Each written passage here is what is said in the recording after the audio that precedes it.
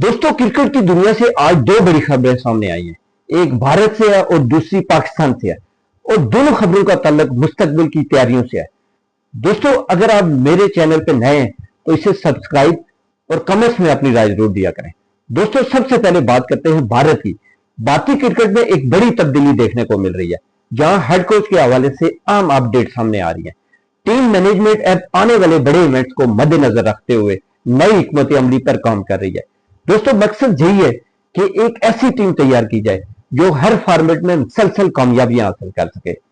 इसके साथ साथ भारत की अंडर 19 टीम के इंग्लैंड टूर का भी ऐलान किया गया है, जहां नौजवान खिलाड़ियों को बैन अवी कंडीशन में अपनी सलाहियतें दिखाने का बेहतरीन मौका मिलेगा।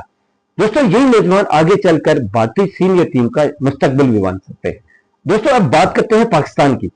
पाकिस्तान क्रिकेट बोर्ड ने भी चैंपियन ट्रॉफी 2026 के लिए अपनी तैयारियां तेज कर दी हैं। रिपोर्ट्स के मुताबिक खिलाड़ियों की फिटनेस, फॉर्म और डिसिप्लिन पर खुसूसी तवज्जो दी जा रही है, जबकि डोमेस्टिक क्रिकेट में शानदार कारकर्दगी दिखाने वाले नौजवान खिलाड़ियों को भी करीब से मॉनिटर किया जा रहा है। दोस्तों, पीसीबी की कोशिश है कि चैंपियन ट्रॉफी के लिए एक मुतवाजन, मजबूत और मुकम्मल तैयार स्क्वाड जो है वो मैदान में उतारा जाए। तो अगर दोनों टीमों को देखा जाए तो एक तरफ भारत नौजवान टैलेंट को आलमी सतह पर तैयार कर रहा है, जबकि दूसरी तरफ पाकिस्तान अपनी मौजूदा टीम को मजीद मजबूत बनाने और नए खिलाड़ियों को आगे लाने की कोशिश कर रहा है।